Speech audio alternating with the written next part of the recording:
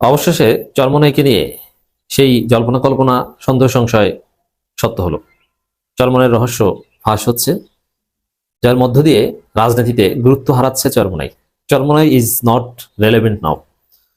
নির্বাচনী রেস থেকে চরমোনাই কার্যত ছিটকে পড়েছে। তারা এখন মোটেও প্রাসঙ্গিক না। চরমোনাই কোথাও জয় পরাজয়ের ফ্যাক্টরও না। নিজেরা জিততে পারবে না এটা তো সবাই জানে, কিন্তু তারা বলার চেষ্টা করছে যে তারা বিভিন্ন জায়গায় জয় পরাজয়ের ফ্যাক্টর, মানে তারা যেদিকে মন নেবে তারা জিতবে, না এটা নাই। তারা জামাতের সাথে থাকলে তখন সমীকরণটা এরকম হতো, কিন্তু জামাত জোট থেকে বের হয়ে যাওয়ার মাধ্যমে চরমোনাই মূলত রাজনীতির দৃশ্যপট থেকে হারিয়ে গেছে।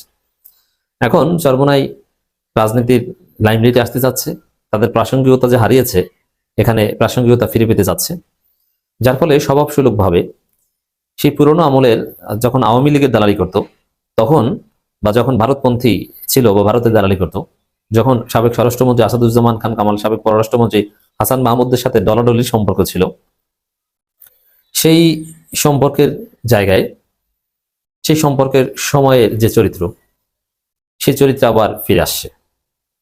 আমরা ভেবেছিলাম যে চরমোনাই আবার সেই পুরনো রূপে ফিরে যাবে।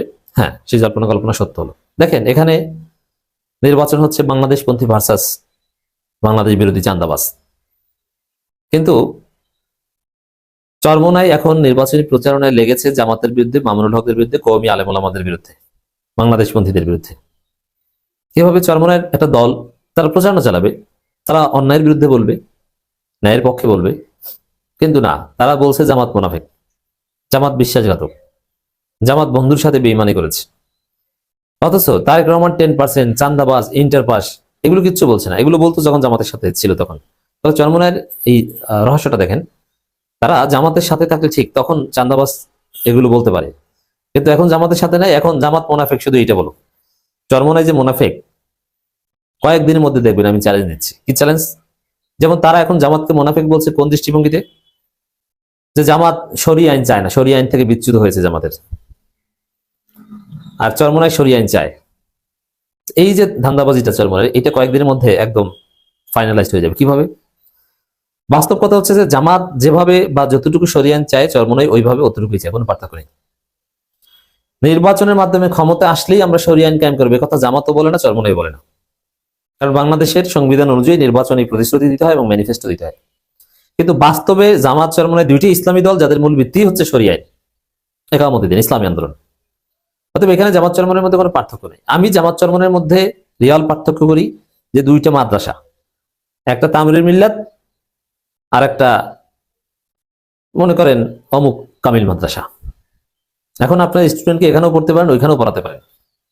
দুইটা একই এনসিটিবি, মাদ্রাসা বোর্ডের, বাংলাদেশ মাদ্রাসা শিক্ষা বোর্ড, ঢাকার অধীনে। এক জায়গায় হয়তো একটু ভালো শিক্ষক, এক জায়গায় পড়ে ভালো জায়গায় চাকরি হবে, আর এক জায়গায় পড়ে একটু নর্মাল জায়গায় চাকরি হবে, কিন্তু দুইটি মাদ্রাসা। জামাত চরমোনাই দুইটার সিলেবাস ওই এনসিটিবি, দুইটার নিয়ন্ত্রক ওই মাদ্রাসা বোর্ড, তারা উভয় শরিয়া আইনের আন্ডারে।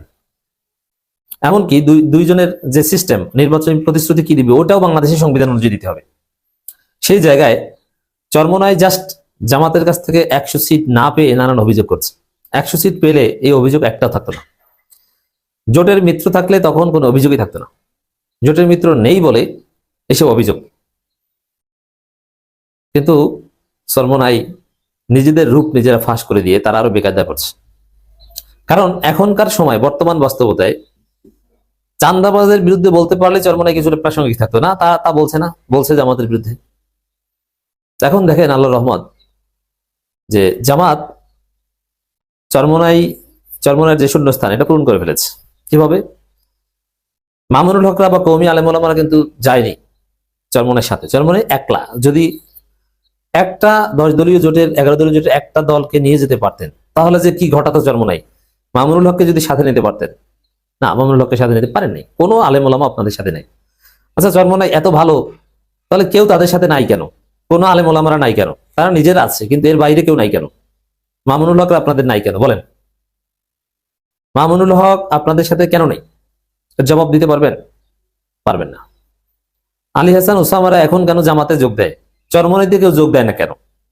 মানে আপনাদের রাজনীতি নাই, ইরেলেভেন্ট, আপনাদের প্রাসঙ্গিকতাই নেই, এটি তো স্পষ্ট হচ্ছে।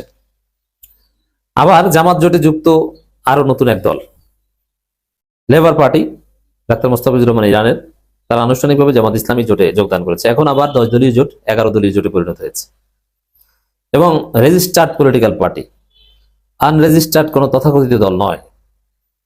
আর বিএনপির সাথে কত দল ওটা বলতেই পারে না। এই যে নির্বাচনী প্রচারণায় এখন থেকে ডাক্তার মোস্তাফিজুর রহমান ইরান যেহেতু নির্বাচন করছেন না, জামাতের পক্ষে প্রচারণা চালাবেন। আর বিএনপির প্রচারণায় বিএনপি ছাড়া অন্য কাউকে স্টেজে দেখেন, কোন মিত্র কিছু করতে পারছে? মিত্রকে বিপ্লবী ওয়ার্কার্স পার্টি সাইফুল হক, এটা আবার কেরা? ওই যে হাফলাডিস টাইপের হাঁটে, মানুষ এই ভয়ে বলে, তাকে স্টেজ উঠাবে? আর জামাতের আমিরের স্টেজে কে থাকেন? নাহিদ ইসলাম, শারজিস আলম, হাসনাত আব্দুল্লাহ, আল্লামা মামুনুল হক। একটু চিন্তা করেন পার্থক্যটা কোথায়।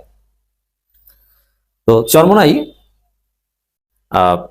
রাজনীতি যে আসলে জাতীয় রাজনীতি না, চরমনাই রাজনীতি যে আসলে ভোটে জেতার রাজনীতি না, বৃহত্তর স্বার্থের রাজনীতি না, তার প্রমাণ হচ্ছে যে চরমনাই জাতীয় স্বার্থ সংশ্লিষ্ট বিভিন্ন বিষয় যেমন চান্দাবাজি, অমুক তমুক, এগুলো নিয়ে কথা বলে না, তারা লেগেছে জামাতের বিরুদ্ধে।